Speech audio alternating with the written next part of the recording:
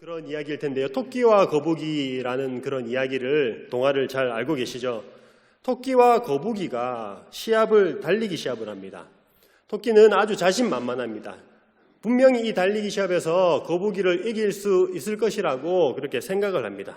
그리고 예상대로 토끼가 거북이보다 훨씬 앞서서 달려나가기 시작합니다. 뒤를 돌아본 토끼가 거북이가 저 멀리 엉금엉금 기어오는 것을 보고 조금 잠을 자도 되겠다. 여기서 낮잠을 좀 자고 갈까? 이렇게 생각하면서 거기서 이제 잠시 눈을 붙이게 됩니다. 그 시간 동안 거북이는 쉬지 않고 열심히 느린 속도지만 일정한 속도로 그리고 자신의 최선을 다해서 기어갑니다. 그리고 결과는 다 아시다시피 거북이가 승리하는 그런 이야기로 끝이 나게 됩니다. 여러분, 이 이야기에서, 이 동화에서 주는 교훈은 그거죠. 자만하면 안 된다. 그리고 성실하게 살아야 된다. 이것이 이 동화의 교훈입니다. 여러분, 사실 토끼가 거북이보다 빠른 것은 당연한 일이죠. 거북이는 토끼를 절대로 이길 수 없습니다. 이야기에서는 토끼가 이게 낮잠을 잡니다. 그런데 실제로 달리기 경주를 할 때, 거북이와 달리기 경주를 할 때 낮잠 자는 토끼를 저는 본 적이 없습니다. 사실 토끼와 거북이 경기도 본 적이 없는데요. 어쨌든 동화에서는 토끼가 낮잠을 자지만 실제로는 일어날 수 있는 일이, 현실에서는 그런 일이 불가능하다는 것이죠. 여러분, 이처럼 아무리 노력해도 안 되는 일들 분명히 존재합니다. 오늘날 무조건 열심히 하면 할 수 있다라고 말하기도 하지만, 용기를 북돋아주기도 하지만 실제 현실에 부딪혀 볼 때는 그렇지 않은 일들이 훨씬 더 많다는 것을 느끼게 됩니다. 여러분, 제가 아무리 달리기 연습을 오늘부터 5시간씩 10시간씩 연습한다고 해도 우사인 볼트처럼 10초에 100m를 9초대 달릴 수 있을까요? 불가능하겠죠. 대학생 시절에 어떤 수업을 들었습니다. 어떤 수업을 들었는데요. 그 수업에서 제가 학점을 D를 맞았습니다. B가 아니고 A, B, C, D. 그 다음에 F입니다. 그러니까 맨 끝에 그 다음 학점. 꽤 좋지 않은 그런 성적을 받았습니다. 그래서 다음 학기에 그 수업을 다시 들으려고 재수강을 신청했습니다. 그 교수님과는 제가 친분이 좀 있었는데요. 다시 재수강한 것을 교수님께서 보시고 저한테 이런 말씀을 하시는 거예요. 학생, 많은 학생들이 착각하고 있는데 재수강하면 좋은 점수 받을 줄 알고 재수강하는데 사실은 그렇지 않다. 당신이 받은 학점이 그게 너의 실력이다. 이렇게 말씀하시는 거예요. 그 말을 듣고 조금 당황스럽기도 했지만 뭔가 이렇게 깨달음이 오는 것을 느꼈습니다. 그렇지. 이게 현실이구나 라는 것을 생각할 수 있었습니다. 그렇게 기분 나쁘지는 않았어요. 그리고 학기 말이 돼서 사실 그 교수님께서 좋은 점수를 주시긴 했습니다. 재수강에서 제일 좋게 해줄 수 있는 점수를 주시기는 했는데요. 우리는 너무 하면 된다라는 그런 생각이 많이 자리 잡힌 것 같습니다. 물론 우리가 최선을 다해서 열심히 하면 이루어지는 그런 일들이 있습니다. 하나님께서는 심는 대로 거두는 법칙을 우리에게 허락하셨습니다. 열심히 공부하는 사람에게는 좋은 성적을 얻도록 하셨고요. 그리고 또 열심히 일하는 사람에게는 또 그만큼 돈을 벌 수 있도록 허락하셨습니다. 열심히 운동하면 살이 빠지는 것이 당연한 거겠죠. 대신 그보다 더 많이 먹으면 안 됩니다. 하지만 분명히 기억해야 할 것은 우리가 할 수 없는 그런 한계의 상황들도 있다는 것입니다. 여러분, 오늘 본문에 나오는 내용이 바로 이런 내용입니다. 오늘 본문을 한번 살펴보도록 할 텐데요. 오늘 본문에는 부자 청년이 나옵니다. 부자 청년. 이 부자 청년 이야기, 우리가 흔히 알고 있는 부자 청년 이야기라고 하는데요. 이 이야기는 오늘 읽은 마가복음뿐만 아니라 마태복음과 누가복음, 세 복음서에서 동일하게 다루고 있습니다. 그만큼 중요하다는 의미가 있겠습니다. 마가복음에서는 이 사람이 어떤 사람인지 자세한 정보를 제공하지는 않습니다. 그냥 재물이 많은 한 사람이라고 소개를 하고 있습니다. 그런데 마태복음 19장, 평행 본문인 마태복음 19장에서는 이 사람이 청년임을 밝히고 있습니다. 젊은 사람이라는 것이죠. 그리고 누가복음 18장에서는 이 사람이 관리라고 말을 하고 있습니다. 여러분, 사회적으로 볼 때 아주 좋은 조건들, 꽤 괜찮은 조건들을 두루 갖추고 있던 사람이 이 청년이었습니다. 나이도 젊고 거기다가 좋은 직업, 관리입니다. 거기에다가 아주 부자이기까지 합니다. 부자인데 그 이후에 나오는 구절을 보면 아시겠지만 이 청년은 율법도 잘 지키는 그런 거룩한 사람이었습니다. 누구나 사위로 삼고 싶은 그런 청년이 바로 이 청년이지 않았을까라고 생각이 듭니다. 여러분, 오늘날과는 다르게 당시의 부자에 관한 개념은요, 부자가 사람들로부터 많은 존경을 받았던 시대였습니다. 왜냐하면 재물이 많은 것은 하나님께서 그 사람을 축복하신 증거라고 여겨졌기 때문에 부자를 존경하는 그런 문화 속에 있었습니다. 이처럼 부자 청년은 겉으로 그 사람의 모습을 봤을 때는 전혀 부족할 것이 없는 사람처럼 보였습니다. 다른 사람들이 모두 자신을 칭찬해주고 있었고요. 또 그리고 인정을 받고 있었습니다. 하지만 본인 스스로는 확신할 수 없는 그런 부분이 있었던 것 같습니다. 그것이 바로 영생에 관한, 구원에 관한 것이었습니다. 그래서 부자 청년은 자신의 인생에 대해서 젊은 나이지만 진지한 질문을 스스로에게 던지고 있는 거예요. 사랑하는 성도 여러분, 우리가 인생을 살아가면서 스스로에게 이런 질문을, 고민을 하면서 질문을 던져보는 거 정말 중요한 일이라고 생각합니다. 요즘 젊은 사람들이 많이 쓰는 그런 말인데요. 좀 어려운 말일 수 있지만, 현타 온다. 혹시 들어보셨습니까? 현타 왔다. 현타 온다라는 그런 말이 있습니다. 현타라는 것은 현실 자각 타임이라고 하는데요. 이게 뭐냐면 자기가 처한 상황을, 실제 상황을 깨닫게 되는 시간, 이런 시간을 이제 현자 타임이라고 하기도 하고 현실 자각 타임이라고도 하기도 합니다. 예를 들면 이런 거예요. 정말 바쁘게 정신없이 살다가 어느 날 문득 이런 생각이 드는 거예요. 나는 과연 누구일까? 내가 죽으면 어떻게 될까? 나는 정말 잘 살고 있는 것일까? 내가 지금 열심히 무언가를 하고 있는데 이런 것들이 과연 무슨 의미가 있을까? 이런 생각들이 문득문득 떠오르게 된다는 것입니다. 신앙생활을 하면서도 이와 같은 질문들 스스로 던져보는 일이 굉장히 중요합니다.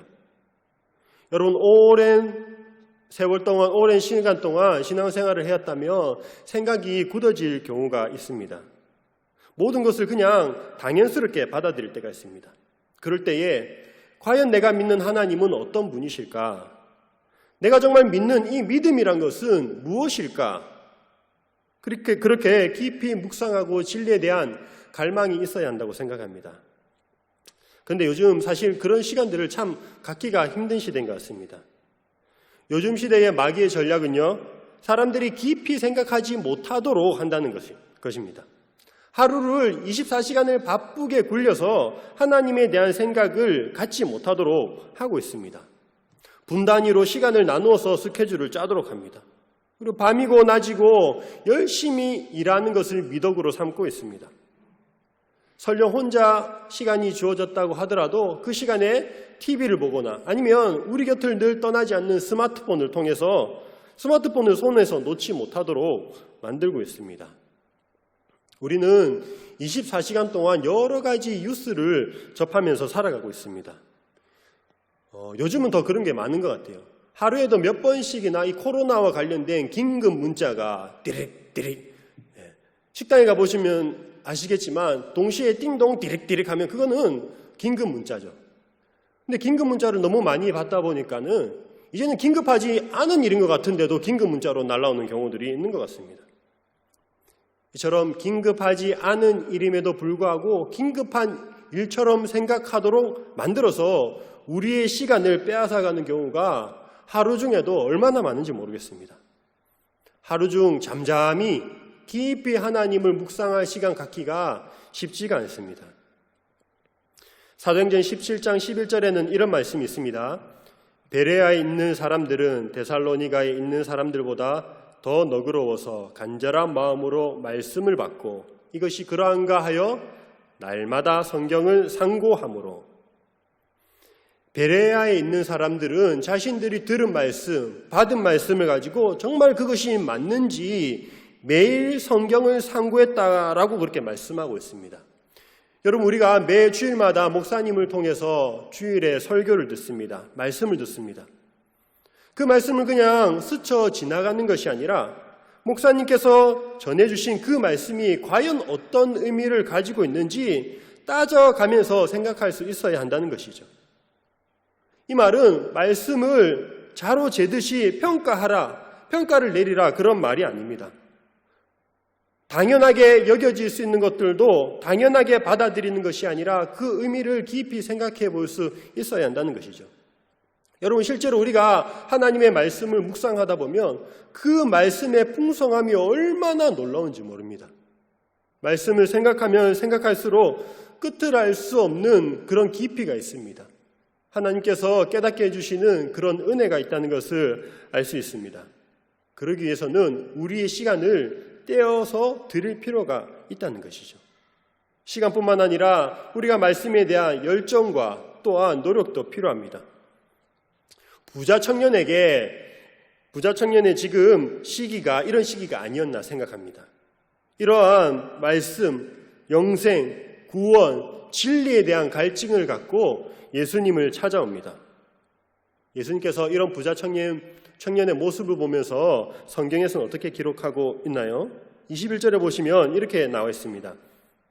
예수께서 그를 보시고 사랑하사 이르시되, 그 진리를 향한, 그 영생을 향한 목마름을 갖고 있는 부자 청년을 사랑스럽게 보시고 있다고 말씀하고 있습니다.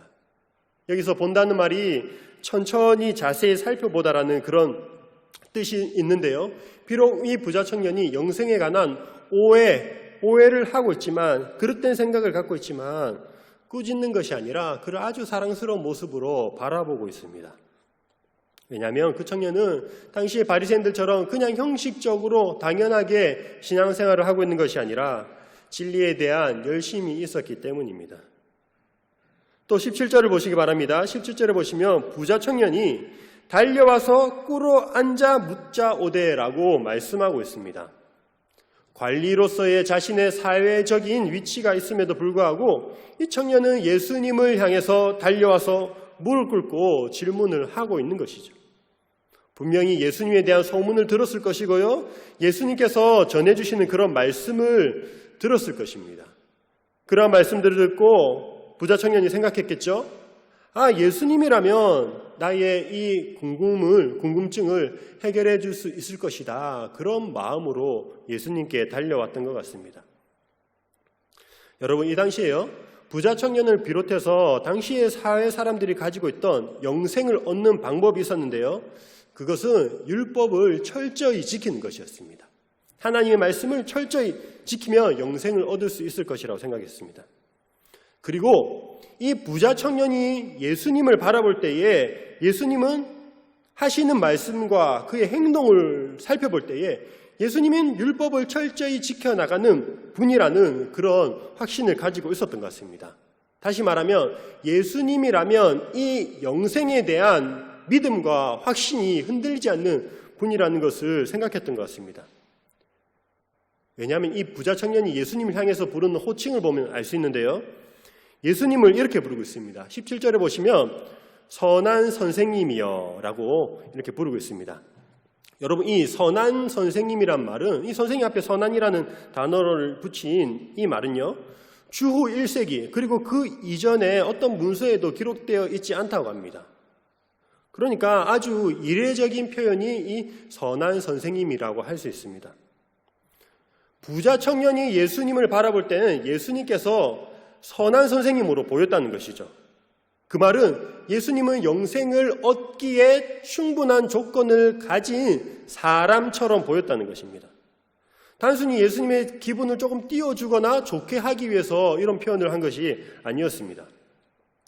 그런데 예수님께서 이렇게 말하는 부자 청년을 향해서 의외의 말씀을 이렇게 던지십니다. 제가 오늘 말씀 18절을 한번 읽어보도록 하겠습니다. 예수께서 이르시되 내가 어찌하여 나를 선하다 일컫느냐? 하나님 한 분 외에는 선한 이가 없느니라. 예수님 이 말씀 들으면 그렇지, 나는 선한 선생님이지라고 조금 기분 좋아할 법도 한데 그렇지 않고 오히려 꾸짖는 듯한 그런 어투로 말씀하십니다. 여러분, 그런데 조금 이 본문을 보면서 이상하지 않나요? 예수님이 선한가요? 선하지 않으신가요? 예, 선하다면 또 말씀이 그렇고 선하지 않다면 예수님은 선하신 분입니다. 맞죠? 예, 아멘 하셔도 됩니다. 청년이 결코 틀린 말을 한 것이 아니에요. 그렇지만 이 맥락에서 예수님께서 이렇게 대답하신 것은 부자 청년이 갖고 있던 잘못된 생각을 일깨워 주기 위한, 부자 청년의 생각을 환기시키기 위해서 이렇게 하신 말씀이었습니다.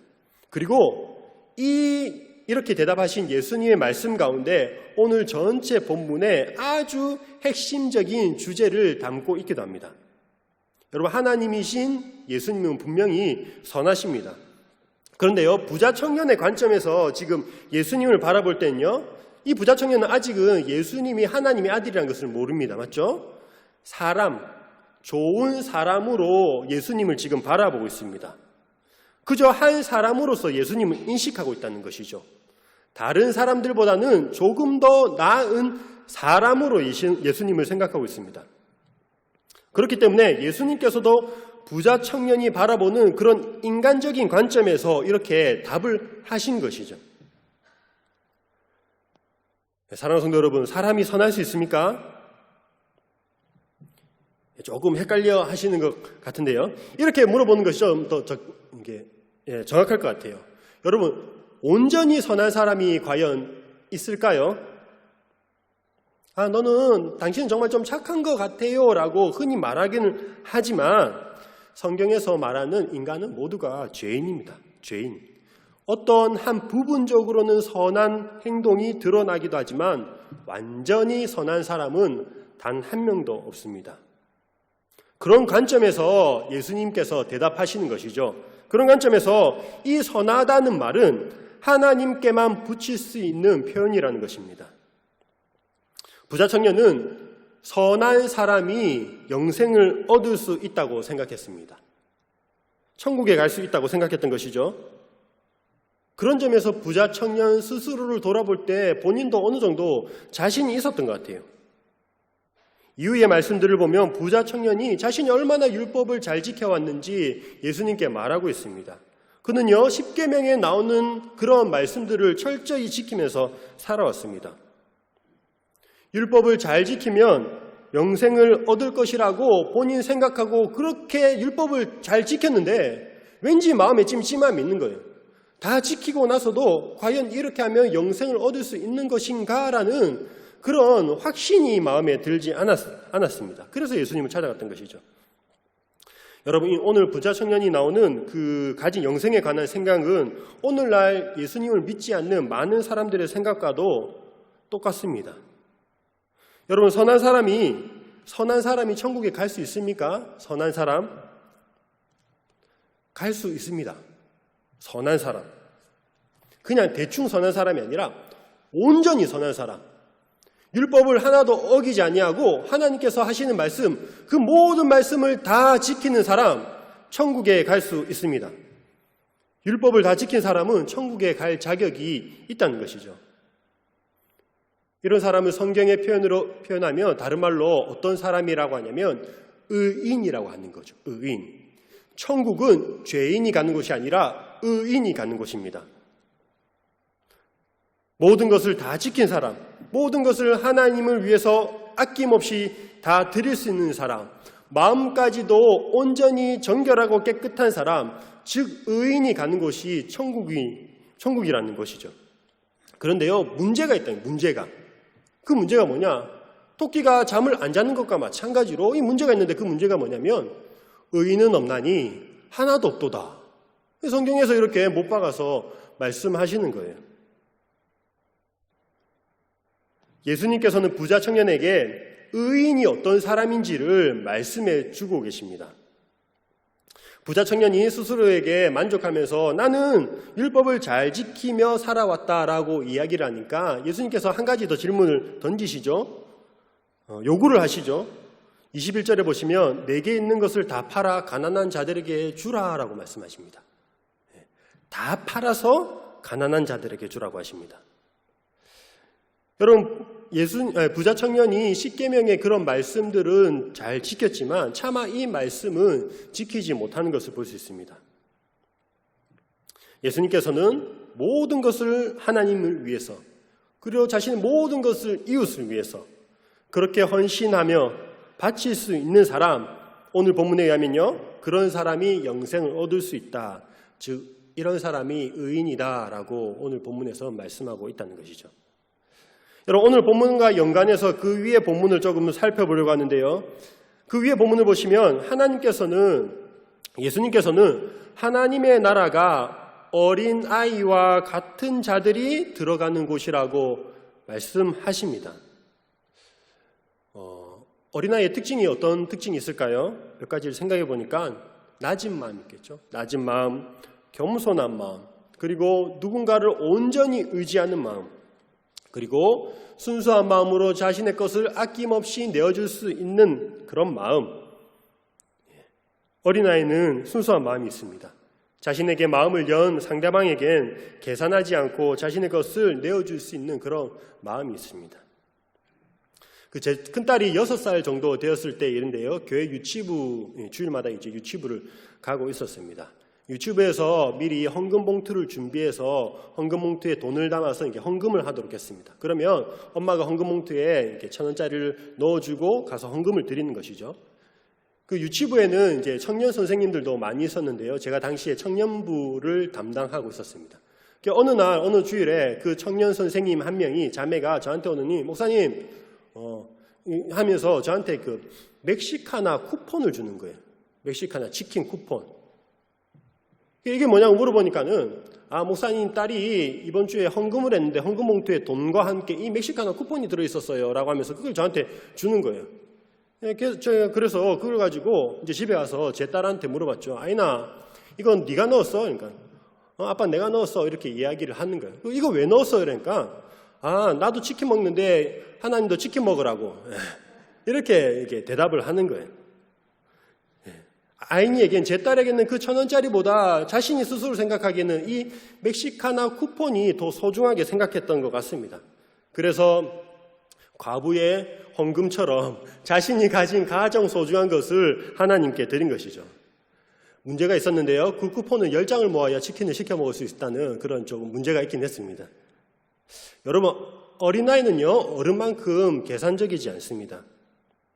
예수님께서 이처럼 자신의 것을 아낌없이 내어줄 수 있는 사람이 영생을 얻게 된다고 하십니다. 그런데 부자 청년은 그렇게 하지 못합니다. 좀 더 생각해보면 과연 자신의 재물을 다 내어 바칠 수 있는 사람이 없을까 생각해보니까 그것도 아닌 것 같아요. 있을 것 같아요. 어떤 사람이죠? 재물이 없는 사람. 가진 거 빚밖에 없는 사람. 그런 사람들은 가진 걸 다 팔아서 나를 따르라 하면은 그런 사람들에게 가능할 것 같습니다. 더 이상 잃을 게 없는 사람이라면 가능하겠죠. 하지만 오늘 본문에서 예수님께서 정말 하시고자 하는 말씀은 그 재물만 말씀하시는 것이 아니라는 것이죠. 부자 청년에게 이렇게 말씀하는 겁니다. 내가 율법 다 지켰어? 그래, 그럼 이건 어때? 네가 가진 재물은 그거 다 팔 수 있겠어? 라고 그 부자 청년의 아킬레스건을 건드는 그런 질문을 하고 있는 것이죠. 간혹 자신의 재물을 다 바칠 수 있는 사람이 있다고 합시다. 그런 사람에게는 아마 또 다른 질문을 던지실 거예요. 사람마다 자신이 절대 포기할 수 없는 그 무언가를 다 갖고 있습니다. 사랑하는 성도 여러분, 정말로 우리가 가진 거 전부 다 하나님께 드릴 수 있을까요? 재물은 다 드릴 수 있지만 자신의 명예, 자신의 자존심만은 건들지 않으면 좋겠다라고 생각하는 사람이 있을 것입니다. 나의 건강만은 안 됩니다. 나의 성공에 대한 야망, 그거는 안 됩니다. 어떤 사람들은 목숨 바쳐서 내 목숨까지도 주님께 드리겠습니다 라면서 하나님께 헌신하고 결단하고 기도하는 사람들이 있습니다. 내 생명 주님께 드리리라고 하면서 그 찬양을 부를 때마다 은혜 가운데 찬양을 부르는 사람들이 있습니다. 그런데요, 자신의 생명은 바쳐도 만약 자녀의 생명을 바쳐라고 너 생명은 괜찮고 너의 자녀의 생명을 나에게 바쳐라 라고 하나님께서 요구를 하신다면 과연 바칠 사람이 있겠습니까? 많은 사람들이 영생을 얻는 것이 어렵기는 하지만 불가능한 일은 아니다라고 그렇게 생각을 합니다. 28절에서는요, 베드로가 이렇게 이야기를 합니다. 예수님에게 자신은 모든 것을 버렸다라고 자신합니다. 여러분, 베드로가 자신의 모든 것을 버렸기 때문에 영생을, 구원을 얻을 수 있었을까요? 분명히 물질은 포기했지만, 가족은 포기했지만 베드로에게도 포기하지 못하는 부분이 있었을 것입니다. 만약 예수님께서 베드로에게 다른 부분을 더 깊이 물어보셨다면 베드로도 분명히 걸리는 부분이 있었을 것입니다. 오늘 본문, 이 본문은 많은 사람들이요, 많은 학자들이 다양하게 해석을 합니다. 특히 25절에 관한 해석이 여러 가지가 있는데요. 그 중에 몇 가지만 말씀드리도록 하겠습니다. 25절을 일단 제가 한번 읽어보도록 하겠습니다. 낙타가 바늘기로 나가는 것이 부자가 하나님의 나라에 들어가는 것보다 쉬우니라 하시니. 여러분, 여기서 낙타는 헬라어로 카멜론이라고 합니다. 카멜론. 그런데 어떤 학자들은 이 단어가 원래는 카멜론이 아니라 카밀론이었다라고 그렇게 주장하기도 합니다. 잘못 쓰였다는 것이죠. 쓰는 과정에서 필사하는 과정에서 잘못되었다는 것이죠. 이 카멜론이라는 것은 밧줄이라는 의미가 있는데요. 그러니까 이 단어대로 본문을 다시 말씀드리자면 이렇게 되는 것이죠. 밧줄이 바늘기로 나가는 것이라고 이렇게 해석될 수 있습니다. 여러분, 밧줄 가지고 이렇게 바늘기에 넣는 거 정말 어려운 일이겠죠. 어려운 일이긴 하지만 전혀 불가능해 보이지는 않습니다. 왠지 좀 가능할 것 같은 그런 생각이 든다는 것이죠. 또 우리 어떤 사람은 여기서 나오는 바늘기를 실제 바늘기가 아니라 예루살렘 성에 있는 그 옆에 있는 작은 문이라고 해석을 합니다. 낙타가 몸을 숙여서 무릎을 굽혀서 겨우 지나갈 수 있을 정도의 그 문을 바늘기라고 명칭한다라고 이렇게 해석하는 사람들도 있습니다. 마찬가지로 어렵기는 하지만 전혀 불가능한 것은 아니다라고 그런 생각을 가지고 있는 것이죠. 많은 사람들이 그래서 불가능하진 않다라고 말하기를 이렇게 좋아하는 것 같습니다. 예전에 여러분 그 코끼리를 냉장고에 넣는 방법이라는 그런 말들이 유행을 했었는데요. 거기 보면 참 말도 안 되는 그런 대답들이 많이 있습니다. 코끼리만한 냉장고를 준비한다. 아니면은 코끼리를 잘게 썰어가지고 냉장고에 넣는다. 뭐 그런 답들이 있었던 걸로 기억합니다. 여러분, 낙타가 바늘기로 들어가려면 뭐 낙타를 아주 잘게 썰어가지고 바늘기 하나씩 넣는 그런 방법들이 있을 수도 있겠죠. 아니면 낙타가 통째로 들어갈 만한 그런 커다란 구멍이 있는 바늘을 만들면은 가능할지도 모르겠습니다. 여러분, 근데 예수님께서 오늘 본문에서 하신 말씀은 그런 말장난을 하자고 하시는 것이 아니죠. 예수님의 의도는 아주 분명합니다. 불가능하다는 거예요. 불가능. 어려운 정도가 아니라 불가능하다. 절대 안 된다. 사람으로서는 할 수 없다라고 예수님께서 말씀하고 계십니다. 여러분, 그렇다면 어떻게 하면 영생을 얻을 수 있을까? 당시의 사람들이 생각했던 그 생각이 아니라면 과연 어떻게 영생을 얻을 수 있을까요? 27절을 한번 읽어보도록 하겠습니다. 예수께서 그들을 보시며 이르시되 사람으로는 할 수 없으되 하나님으로는 그렇지 아니하니 하나님으로서는 다 하실 수 있느니라. 여러분, 이 말씀이 오늘의 핵심인 거죠. 오늘 본문의 핵심입니다. 사람으로는 할 수 없으되 하나님은 하실 수 있습니다. 아멘이죠? 여러분, 이 말씀을 볼 때 좀 어떤 느낌이 드십니까? 사람은 할 수 없지만 하나님은 하시는구나. 그렇지, 당연하지. 하나님이 어떤 분인데 천지 만물을 지으시고 신이신 하나님이니까 하나님만이 할 수 있지 라고 그렇게 쉽게 그냥 넘어가지 않았으면 좋겠어요. 앞에서도 말씀드렸지만 우리가 영생을 얻을 수 없는 이유는 무엇입니까? 부자 청년이 영생을 얻을 수 없는 이유는 무엇입니까? 가진 것을 전부를 드릴 수 없기 때문이죠. 그만큼 자신이 희생할 각오가 되어 있지 않은 것입니다. 나의 생명을 아까워하고 내가 가진 것들을 아까워하고 포기하기를 아까워합니다. 나의 생명은 포기할 수 있지만 나의 자녀의 생명은 포기할 수 없다라는 그런 마음을 갖고 있습니다. 여러분, 천국은 마치 밭에 감추인 보화라는 그런 비유가 있죠. 만약 천국의 이 값어치를 정말로 안다면 그것을 아는 사람은 모든 것을 다 팔아서라도 그 밭을 소유한다고 이야기를 하고 있습니다. 그런데요, 우리는 그만큼 천국에 대한 가치를 깨닫지 못할 뿐만 아니라 또 그렇게 희생하고 싶지 않은 거예요. 대신해서 값을 지불하고 싶어 하지 않습니다. 그래서 영생을 얻는 건 너무나도 어려운 것이죠. 너무나도. 아니, 불가능합니다. 오늘 예수님께서 말씀하신 것처럼 불가능하다는 것이죠. 그래서요, 내가 아무리 드리고 바치고 헌신하고 해도 할 수 없으니까, 우리가 그렇게 할 수 없으니까 그 어려운 일들을 하나님께서 대신해 주셨습니다. 어떻게 하셨습니까? 우리가 가진 거, 우리가 가장 소중하게 여기는 것, 그것을 포기할 수 없으니까 하나님이 가장 소중히 여기는 것을 내어주셨다는 것이죠. 우리가 구원에 대한 값을 치를 수가 없어서 하나님께서 대신해서 값을 치르셨다는 것입니다. 여러분, 우리의 자녀들 하나님께 드릴 수 없으니까 하나님께서 독생자이신 예수 그리스도를 우리에게 내어주셨습니다. 로마서 8장 32절에 이렇게 말씀하고 있습니다. 자기 아들을 아끼지 아니하시고 우리 모든 사람을 위하여 내주시니가 어찌 그 아들과 함께 모든 것을 우리에게 주시지 아니하겠느냐.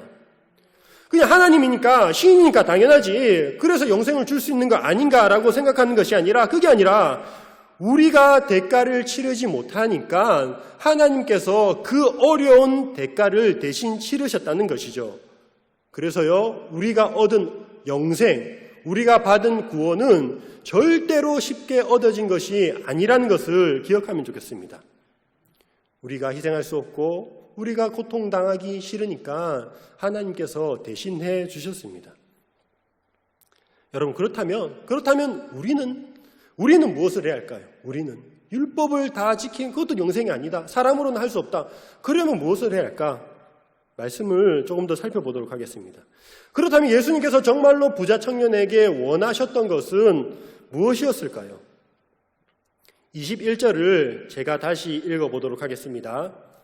예수께서 그를 보시고 사랑하사 이르시되 내게 아직도 한 가지 부족한 것이 있으니 가서 내게 있는 것을 다 팔아 가난한 자들에게 주라. 그리하면 하늘에서 보화가 내게 있으리라. 그리고 와서 나를 따르라 하시니. 예수님이 정말로 하시고자 했던 말씀은 뒷부분이 핵심입니다. 무슨 말씀이죠? 나를 따르라 하시니. 마가복음에서 이 따른다는 의미는요, 예수님의 제자가 된다는 그런 의미가 있습니다. 28절에서도 베드로가 이야기하죠. 우리가 모든 것을 버리고 주를 따랐나이다.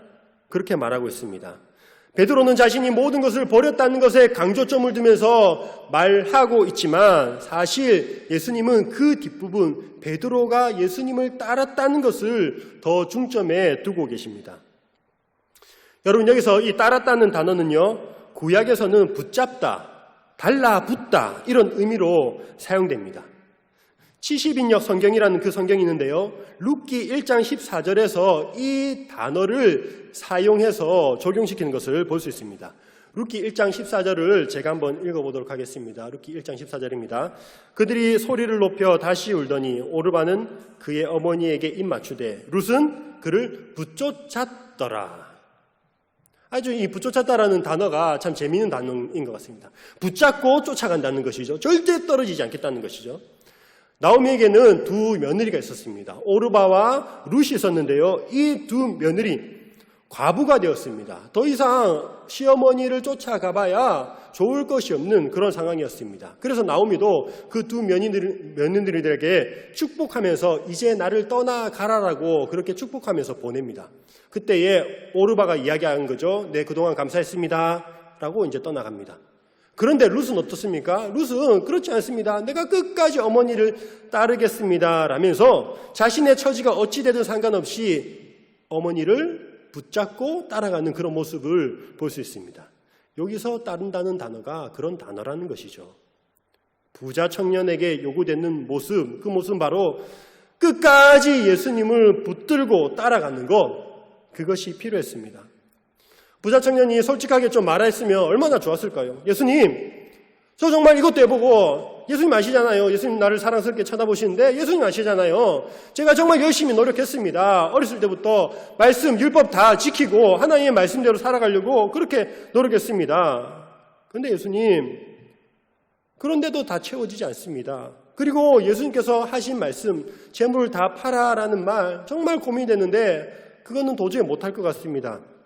그렇지만 그래도 예수님을 따르기 원합니다.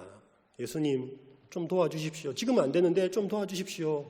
내가 예수님을 따르기 원합니다. 그렇게 말했다면 얼마나 좋았을까요? 하지만 성경에선 부자 청년은 슬픈 기색을 띠고 근심하며 떠나갔다라고 이렇게 말씀하고 있습니다.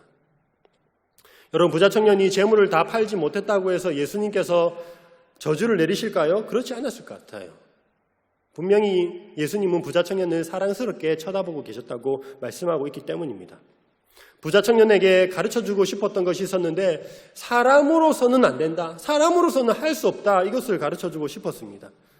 의롭다고 모든 것을 다 지켰다고 스스로 생각하지만 다른 사람을 위해 그 재물을 팔지 못하는 그런 자신의 모습을 깨닫고 그 말씀이 가슴에 부딪혀서 자신의 자아가 깨어지기를 원했다는 것이죠. 사랑하는 성도 여러분, 죄송합니다. 우리는요, 안 되는 사람입니다. 안 되는 사람. 아무리 착하게 살려고 노력해도요, 잘 안 됩니다. 내가 가진 건 모든 것을 다 팔아서 가난한 사람들에게 나눠주고 싶은 마음 갖고 있죠. 그런데요, 가장 가까이 있는 사람에게조차 작은 것 하나 베풀기를 아까워하는 모습이 우리의 모습 아닙니까? 내가 누군가에게 밥을 3번 사면 상대방도 나에게 한 번쯤은 사야 되는 것이 아닌가라는 그런 마음을 품는 것이 우리의 모습입니다. 분명히 말씀 듣고 은혜 받았는데 또 예배당을 나가면 나쁜 말을 쏟아놓는 것, 그것이 우리의 모습이라는 거죠. 내 생명까지도 주님께 드리겠다, 바치겠다라고 찬양을 불렀음에도 불구하고 뒤돌아서서는 가장 가까운 가족에게조차 작은 것 하나 헌신하고 섬기지 못하는 모습이 우리의 모습입니다. 내가 그리스도와 함께 십자가에 못 박히겠다라고 다짐하지만 또 어떤 상황이 되면 이런 거죠. 주님, 나도 좀 삽시다. 저도 좀 살아야 되겠습니다. 그런 생각이 떠나지가 않습니다. 여러분, 그 낮엔 해처럼 밤엔 달처럼이라는 찬양이 있는데요, 참 그 가사가 좋은 것 같습니다. 제가 한번 1절만 한번 읽어봐 드리도록 하겠습니다. 낮엔 해처럼 밤엔 달처럼 그렇게 살 순 없을까? 욕심도 없이 어두운 세상 비추어 온전히 남을 위해 살듯이 나의 일생에 꿈이 있다면 이 땅의 빛과 소금 되어 가난한 영혼, 지친 영혼을 주님께 인도하고픈데 나의 욕심이 나의 못난 자아가 언제나 커다란 짐 되어 나를 짓눌러 마음을 곤곡해 하니 예수여 나를 도와주소서.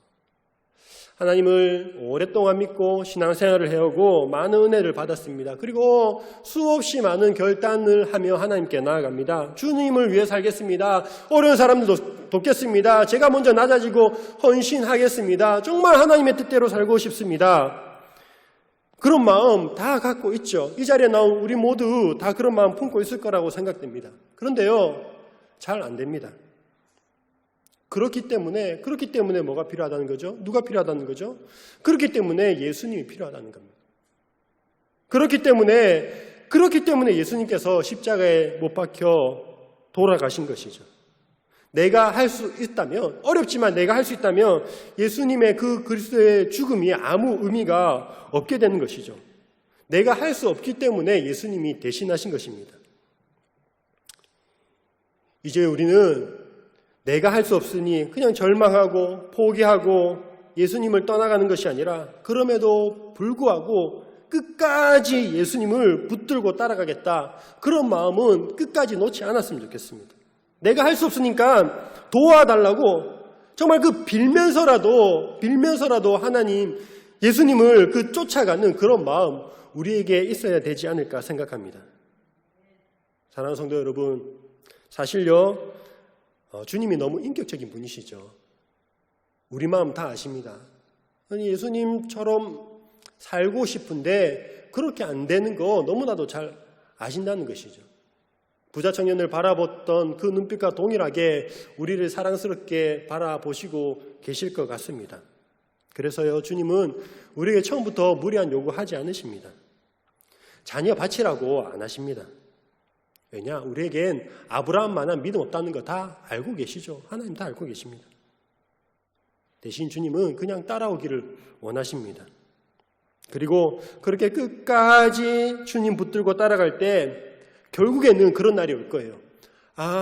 주 예수보다도 귀한 것은 이 세상에 아무것도 없구나라는 그런 고백 우리 입에서 흘러나올 줄로 믿습니다. 서두에 토끼와 거북이 이야기를 드렸습니다. 거북이가 자신의 능력, 자신의 힘만으로는 토끼를 절대 이길 수 없습니다. 하지만 거북이는 할 수 없으되 누군가가 거북이를 안고 토끼보다 빨리 뛴다면 거북이도 토끼를 이길 수가 있겠죠? 여러분, 사람으로는 할 수 없으되 하나님으로는 다 하실 수 있습니다. 여러분, 이 말씀 붙들고 우리가 하나님의 도우심을 구하고 끝까지 믿음의 길을 걸어가는 우리 모두가 되기를 주님의 이름으로 축복합니다.